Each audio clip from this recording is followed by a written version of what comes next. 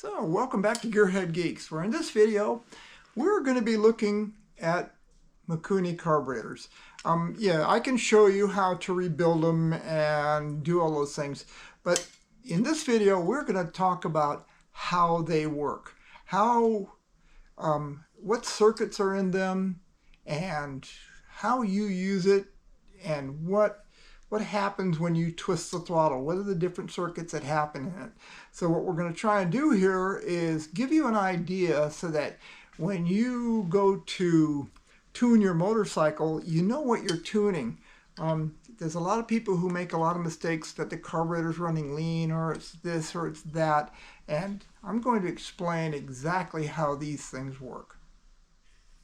And in a Mikuni carburetor, there are basically 4 circuits that you need to understand. The first one is the pilot circuit, and that is from 0 to 1/4 throttle. Then you need to understand the next circuit, which is the mid-range, which is controlled by the needle and the needle jet, and it is from 1/4 to 3/4 throttle. And then the final circuit is the main jet circuit, and that is 3/4 throttle to full throttle. Okay. And finally, the last circuit you need to understand is the enricher. They call it a choke. It's called a choke, but it's actually an enricher. So we need to understand how that works. So we'll get down to it. So one of the first things we need to do is understand the basics of a carburetor. So what I'm going to do here is I'm going to remove the float bowl, and doing so, we'll take a look at the insides of this. This is a relatively large carburetor, so hopefully it's easier to illustrate what is going on inside. And I'm going to basically, this particular carburetor has some floats that are on pins inside the float bowl, which is standard on some carburetors. And then there's another type, which I've got a carburetor body over here that you can look at, and we will get an idea of how that works. So with the float bowl coming off, this carburetor's been apart recently, we have our floats, and our floats on this carburetor are floating on pins, and what they do is they push up against this guy right here, and there's a needle right in here. See if you can see that. There's a needle right in here that it pushes up against that shuts off the fuel. And basically what the idea here is to, whoops, I'm losing a pin there. Don't want to be losing parts. What we want to do here is, the idea behind all of that is to establish a fuel level inside this bowl. You want the fuel to fill up to a certain level. In this case, if you look, I've got what's called an electron carburetor, and it's got the same type of float bowl system in it. And if you look real close, there's 2 lines. Here's the lower and the upper, and you want your fuel to be right around in there. So what they do is they give you, from the factory, they will give you an adjustment that you can measure from here to here, or wherever it is that you need to measure. If you're on some carburetors where the float is like this, and this is just, there would be a pin in here, and it pushes down against it, you then measure from here to here, and that gives you what they call the float level. The float level and fuel level are 2 different things. The float level is where this guy is measured and where this guy would be measured, and the fuel level is how high the fuel is up in here.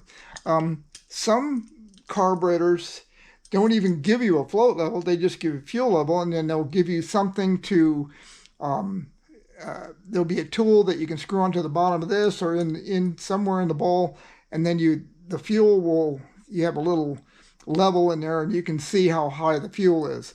But for the most part, most Mikuni carburetors give you a float level. So with that being said, we need to, that's a generalization of almost all carburetors. There is a float level and a fuel level on, whether it be in a car or anything. If it's got a carburetor, there's going to be some sort of fuel level in there to get that right. And you want to get that fairly close. Mikuni carburetors are fairly sensitive to its fuel level. So if the book says you're supposed to set it to 25 millimeters or whatever, set it to 25 millimeters. It is relatively important. So one of the main pieces inside a carburetor is the slide.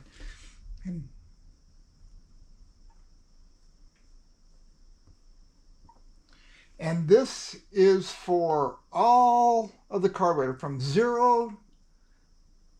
We'll go from 0 to full.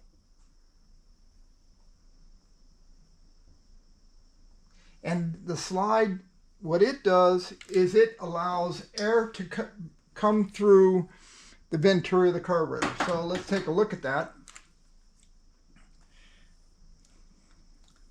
Here's the inside of our carburetor. Here's a bell on the end, something of that nature. And the slide comes in here. And it has basically a needle on the bottom of it we'll talk about later. But the slide, and there's a spring. And then, so we'll take a look at this in real life. So there's a cap that's holding this thing on. There's a spring inside. And the slide, let me pull it out of here, is this. And it just goes up and down. And this is what you control with your wrist. There's a cable that hooks down inside here. And when you pull on that cable, it pulls this slide up and down, opening and closing your venturi. That's all that it does. It's relatively simple. There's some pieces hooked to it, but we'll explain that later. But the slide just moves up and down. I'll draw this here a little bit. And then there's a threaded cap. And with that spring holding it down, and it pushes it back down. So when you twist the throttle, this guy heads up. And when you let go, the spring pushes it back down. That spring is what pulls that throttle back. So let's start by examining the pilot circuit.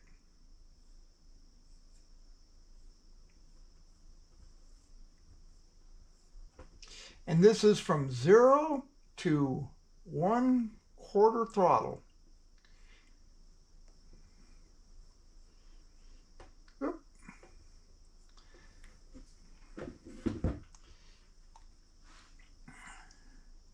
Now, the pilot circuit, and I'm just going to show you on the outside for now, it starts right here, works its way up, and there's a little hole coming out the top here that allows fuel to come out. And we will take out the pilot jet so you can see.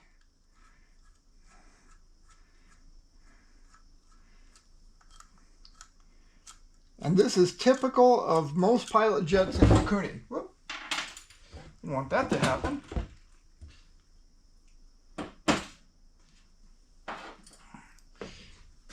And this is the pilot jet. This is what they look like. There's little holes in the side of it. If you look closely, you'll see little holes in the side of it. You can see that. And those holes are air bleed holes. So when you open up the air screw, which we will talk about, it injects air into there, and it mixes air with the fuel and atomizes it a little bit better at making it a little leaner or a little richer. So I remove that. If you look at the bottom here, it's always basically to the front, and it's up higher than this is the main, and the pilot jet goes in here. And when you look at it, and looking at our carburetor, and this will be the bell on the back of the carburetor.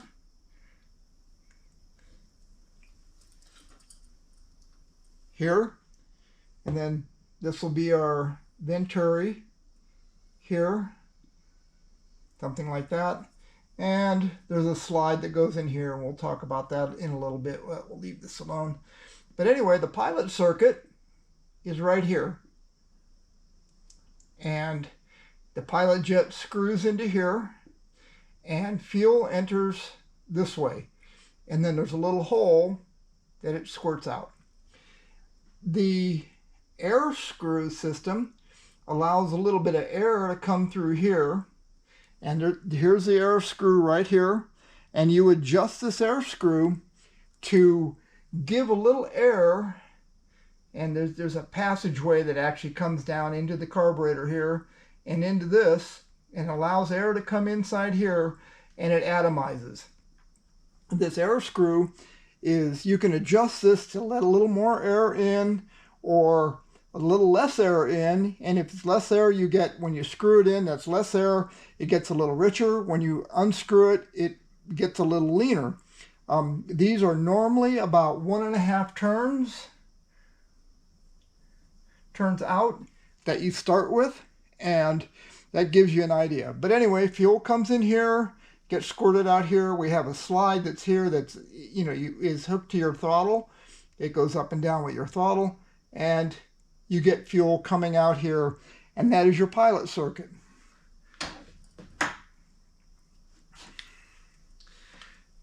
Now, in context, the pilot circuit is only from 0 to 1/4 throttle. That means that the main jet and the needle and the slide have very little to do with 0 to 1/4 throttle, other than the slide just allowing you to allow more air in through the carburetor.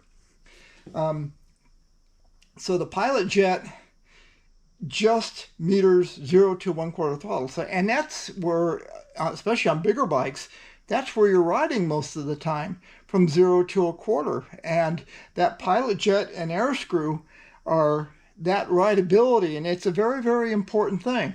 But the good part is, if your bike has ever run well, or run, from the factory or whatever, changing the pilot jet is usually totally unnecessary unless you live like above 10,000 feet. But if you're anywhere from sea level to 6,000 feet, the pilot jet that came in it, or the one that's recommended for that bike, will be just fine. Even if you change to a bigger carburetor, that pilot jet number is what you should start with. Okay, the next thing we're going to cover is our needle jet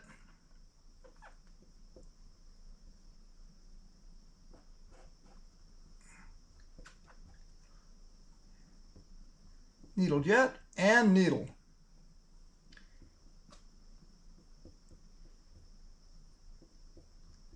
This thing's kind of wobbly. It's a little hard to write. And that is from 1/4 throttle to 3/4 throttle. And so what we can do here is, to give you an idea where it is, the needle jet sits in here, and it is underneath the main jet. Well, I guess I'll just go on ahead and pull it out so you can see.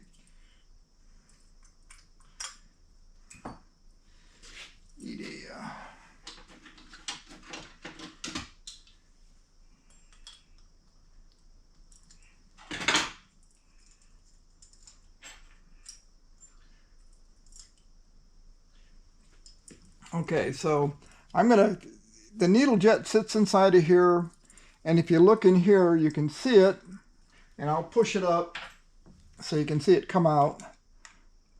Hopefully you can see that. and it comes out that way. And, falling on the ground. Okay, so this is the needle jet, and it sits, this is a needle jet, and so we'll look at our carburetor. Here's our venturi, the bell on it. Okay, here's where our slide sits, in here, and the needle jet is housed inside here, and it sticks up a little bit inside. Draw that right. And it's a needle jet because there's a needle in here in the slide, and I'll draw it over here. Here's our slide, and this needle comes down here and it fits inside of this. Well, this needle is tapered. A little hard to draw it, but it is tapered. And as the throttle goes, as you pull the slide up, this is way down inside in its taper, and then as you start to pull it up, it starts allowing more fuel to get in. So as you increase the throttle, this starts going up, starts heading up this way with your throttle, and the needle, and here's the actual needle that sits inside the needle jet. And what happens is, as you pull this slide up, the needle taper starts to allow more fuel to come in. And that's really what this is doing. So the needle and needle jet.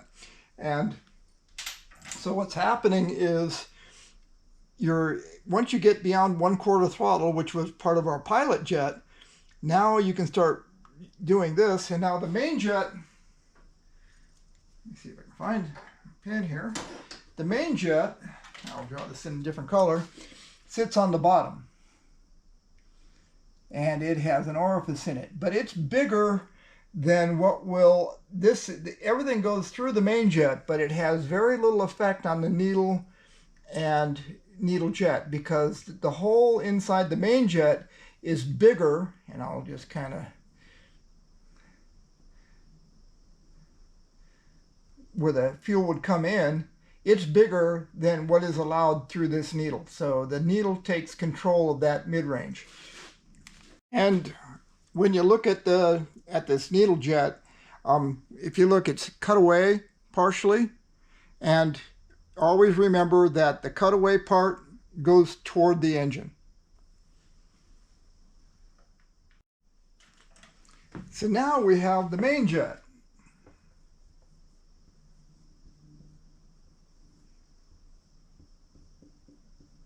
And this is from 3/4 to full throttle. That is the only thing that the main jet takes care of.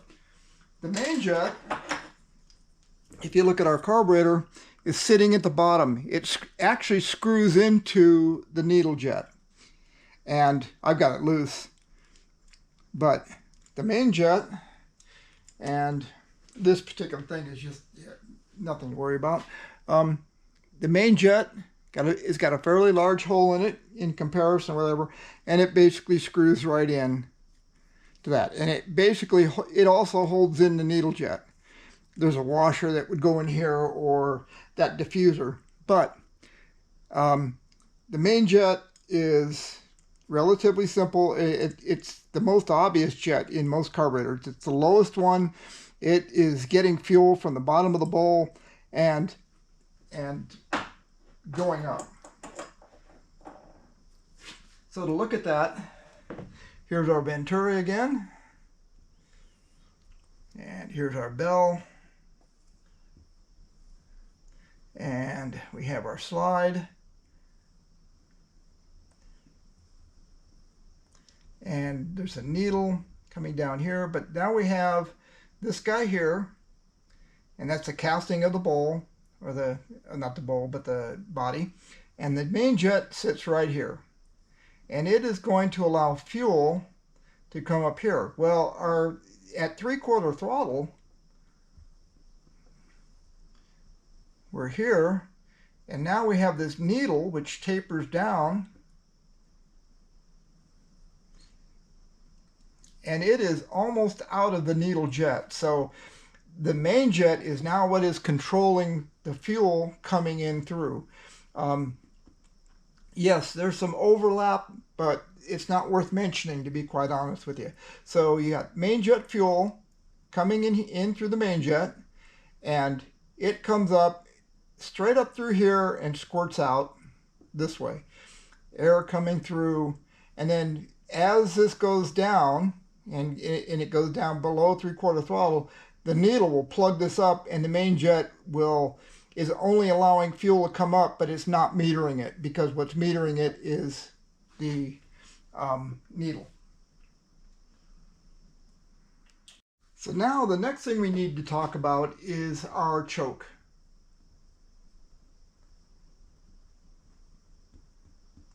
In a Mikuni carburetor, we don't have a traditional choke. It's basically what's called an enrichener. And what it does, and we'll draw our carburetor venturi again. This. Then we have our slide system in here.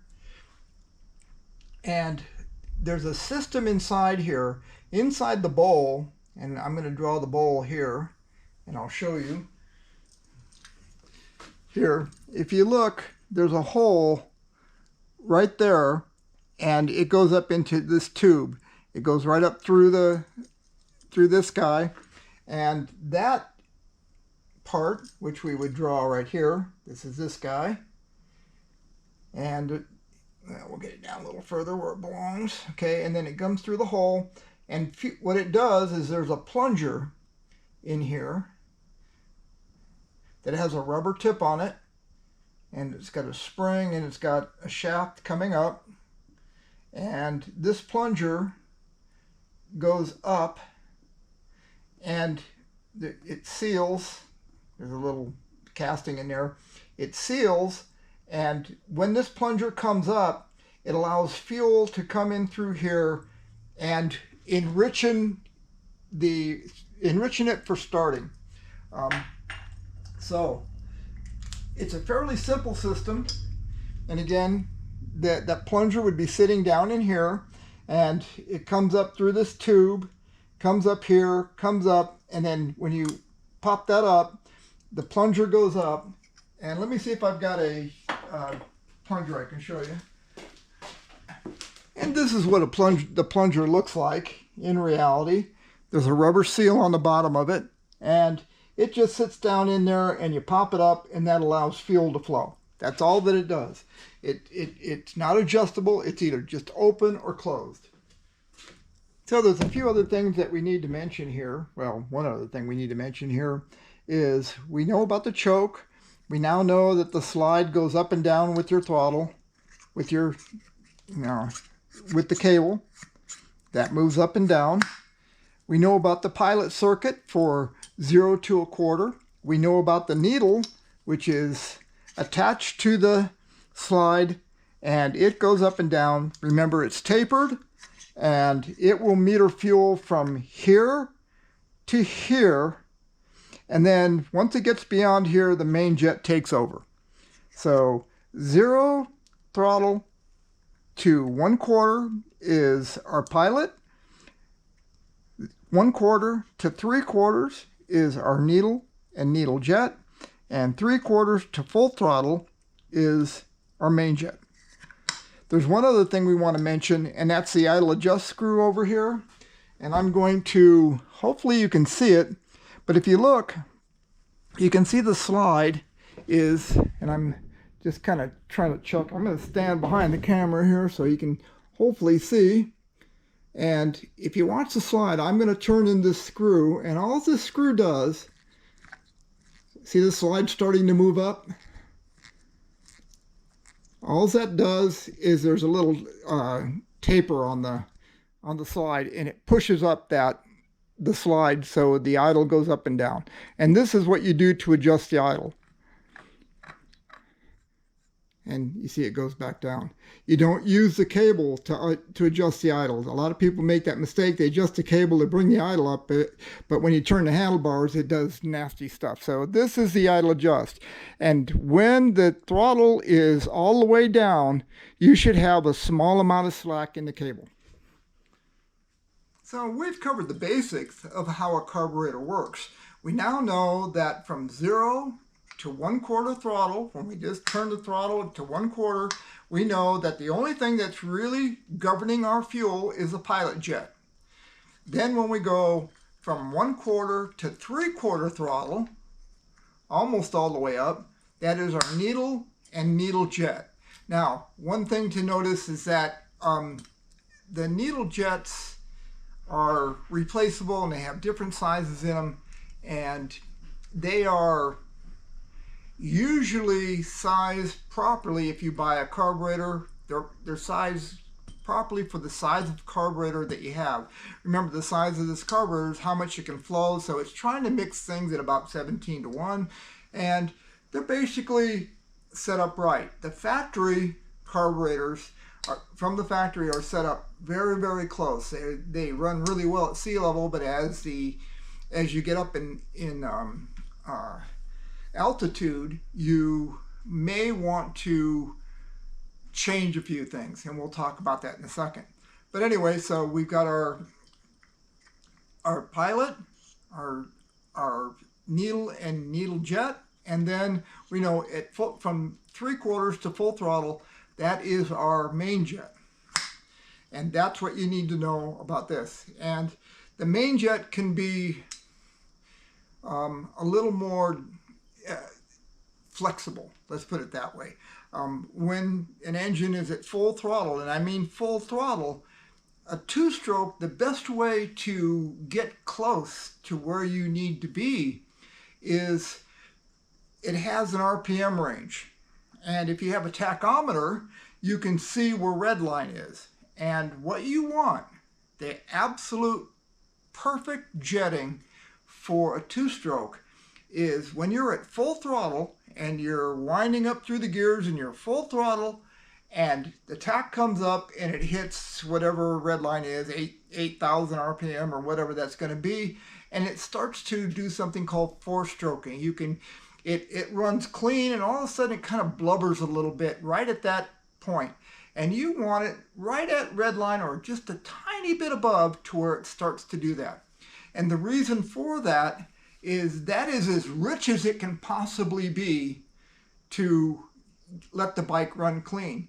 If it starts to blubber or four-stroke before red line, now, and I do want to do a little more explaining on that, but before red line, and it does that, it means it's a little too rich. You need to go down one size until you get it to just blubber just slightly past red line. And that gives you the perfect main jet. The next thing you may want to do, something like that, and you're in mid-range, which means you're about half throttle, somewhere around in there, and it doesn't feel right. And if it seems to be like boggy and go bowl, and you go to pull it up, it might be a little lean. And what you can do is there's a clip on the needle, and let me see if I can get that for you. So instead of trying to tell you about it, let me show you. Okay. All right. So here's our needle, and if you look, there's a little tiny clip in here. And on most needles, on the Mikunis, there are 5 notches. And you always start in the middle. This one is one up, so this means that the needle is dropped a little bit. If you look, you see the 5. The middle one is where my right there, and this is one above it. That means the needle is dropped a little bit, so it can be just a little bit leaner. Okay. If you want to richen it, you take the clip and you just move it to a lower position, gives you more fuel, and the clip in the higher position gives you less fuel. And that is how you adjust that needle. You can adjust it a little bit to just get a little bit of, if you're like at high altitude, you may want to drop the needle. I'm at 5,000 feet, so, dropping the needle dropping the needle, raising the clip leans it out just a little bit. And also, whenever you're putting a slide into the carburetor, if you look, if you look at the side of this, you can see it. You can see it's got kind of an angle here. That's called a cutaway. And that cutaway always goes toward or away from the engine, toward the back. And in your carburetor, there is a little pin. And that little pin is basically right in here. And if you feel inside, you'd be able to feel that pin. And there's a groove that goes around that pin. If you look at the other side, you'll see a big notch. And that big notch needs to line up with your idle adjust. So when you put this in, you need to make sure that the carburetor, that the slide drops right in and it hits that notch, and there it goes inside of that. Then you put your spring, and this would normally have a cable running through it, and then it hooks in to a little, there's a hole, and there's a clip that sits on top of that, and you can put your carb on.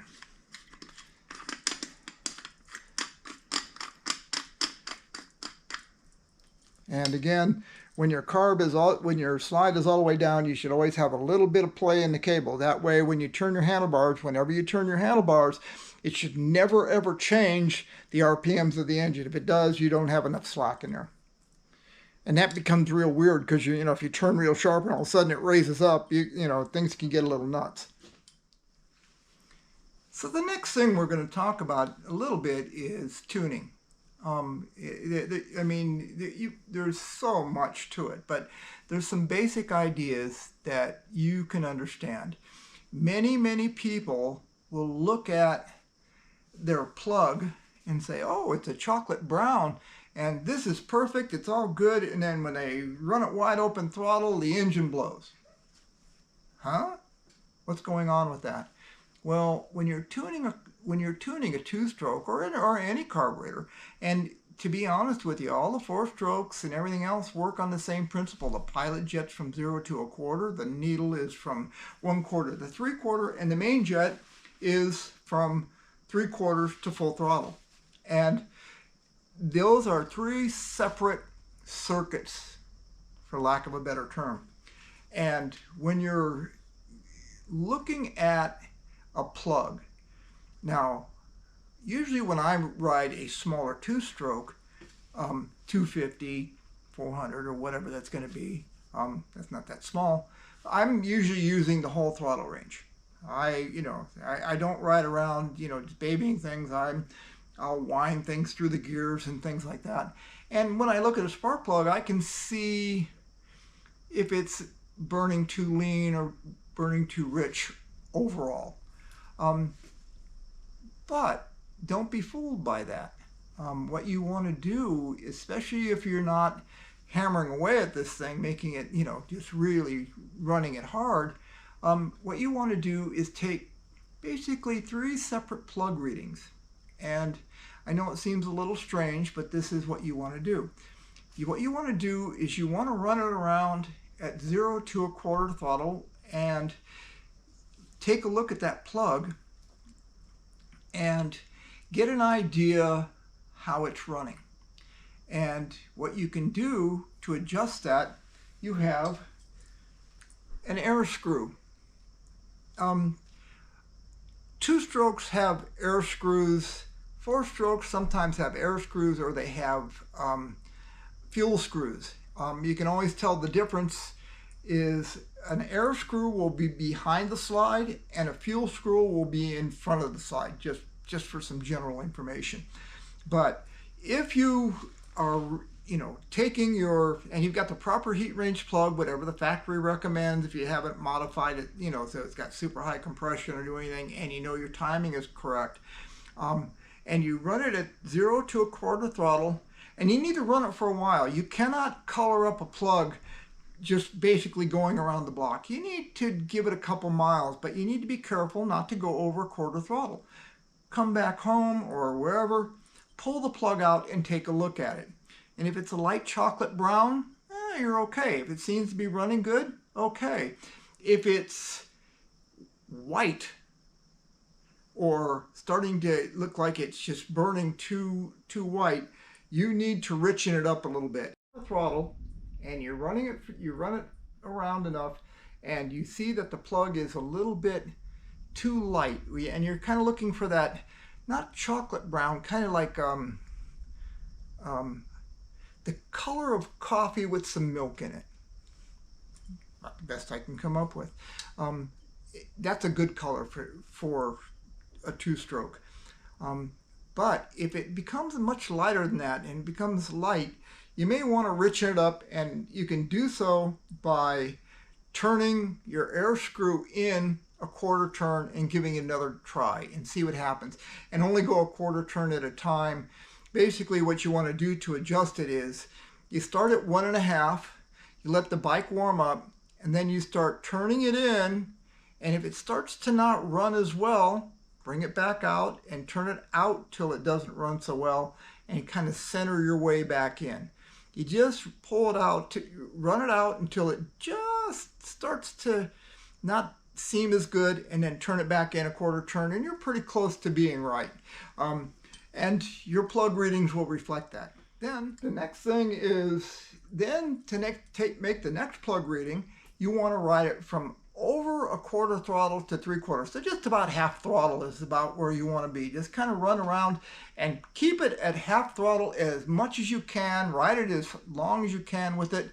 Then come back and take your plug reading. And again, you should be seeing that kind of, coffee with milk brown. That's really what you want to see. If it looks like it's too dark, you can take and drop the needle. Like we said, take the clip, move it up 1 notch, try it again, go that way, and you can dial it in fairly well that way. That is pretty much the best way to do it. If it's too light, if it seems to be coming back too light, and you need to drive it around a lot, because the plug color won't change very quickly. You have to kind of burn off any coloring that goes along with it.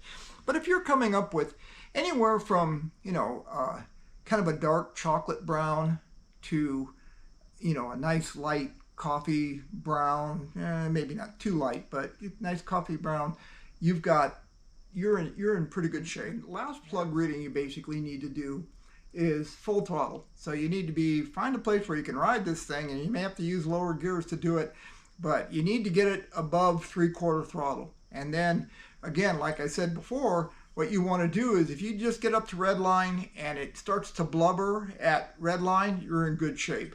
And you can look at the plug and do the same type of thing. See if it's a kind of a light coffee brown, anywhere to chocolate brown is fine. Nice and clean burning, whatever. Don't be fooled by your oil mixture. If you have too much oil in there, you're gonna get a black plug. It's just gonna happen. It can't burn off all that oil. So you gotta make sure that your oil, if you have an oil pump, that it's adjusted correctly. And if you're running, premix. So anyway, do the same thing for that, and that'll give you a basic knowledge of how your bike is running and getting it close to where it's running pretty darn good. If it's blubbering right at red line, and we have to make sure of one thing. Two-strokes load up. And if you don't know how two-stroke works, basically what happens is the whole bottom end, the whole crank is sealed. There's seals on both sides of both of that. And what happens is the piston comes up, and below that piston it creates a vacuum. And then there's a port in the back of the engine once there's a vacuum in there, there's a port which is a piston coming up will open, and it'll suck fuel and air down into the bottom of that, and then when the piston comes down, it pushes that back up around to the top of the piston. And what happens over time is, because that's sealed up in there, fuel can build up in the bottom, especially if you've been choking it or doing whatever, and you'll get a bunch of extra fuel. I mean, sometimes it's quite a bit. And what you need to do, and that is called loading up. It loads up with that fuel and oil in the bottom, and you've got to get rid of it. And the only real way to get rid of it is On some Suzukis, there's actually a drain in the bottom, which, you know, you don't want to do that every time you go ride. But what you do is you take the bike out and get it warmed up and just go run it fairly hard. And what happens is the crank going around in there will take up that fuel and oil and start mixing it with the new fuel and oil coming in, and eventually it all comes out and it starts cleaning up. So that's called loading or loading up, and you can get rid of it by just running it hard. Taking a plug reading right after it's loaded up is not good. You need to clear it out, and you need to run it fairly hard to get rid of all that stuff and get your plug to color again. So just be aware of that. The one thing I want to explain is about starting with an enriching type system, whether it be a 4-stroke or 2-stroke or whatever. But when you have an enricher, it's not like a regular choke. The way a regular choke works is there's a flapper, and you've seen them on the old cars or whatever they are. There's a flap that chokes it off. It chokes off all the air. And what happens with that is when it's choked off like that, you can open up the throttle, and once you crank it, whatever it is, it's going to start sucking up fuel through that, and you'll start getting a lot of fuel. Enrichers don't work like that. It doesn't have that choke valve. What it has is just the enricher. So to make the enricher work properly is you need to leave the throttle completely closed and turn on the enricher and then try and start it, or start it whichever way you can. And the reason for that is if you give it some throttle, on a regular choke, which closes off the valve, when you give it throttle, you actually get more fuel going through it. It opens up whatever it's going to go do, and it starts pulling in fuel. Well, with an enricher, when you open up that throttle, it just leans out your enricher, and then it doesn't want to start. It's just too lean. You're just mixing in too much air. Because again, it's just an enricher. It's not turning off any air. So what you want to do is make sure that the enricher is, when it's on, that you got the throttle closed, and then start it that way. Now, it's very easy to load up when you're using the enricher and you've got it closed and it's, it doesn't start, or it just, you're not kicking it hard enough or whatever for it to load up a little bit. And then what ends up happening, if after a few times you kick it and it doesn't want to start with the enricher, try this. Turn off the enricher and open up the throttle and then kick it. Never run the enricher and open up the throttle. You either, if the enricher is on, close the throttle. If you're trying to work it another way, just turn off the enricher and open the throttle. And because that loading in there will sometimes just kick up and you can just get the bike to start. So just something to think about. So hopefully this gives you a better idea of how a Mikuni carburetor works, and it will help you in the future if you're ever having to fool around with them, and at least know what you're dealing with before you even get into it. So all that being said, thanks for watching. Don't forget to subscribe, like, comment, and we'll see you next time here on GearHeadGeeks.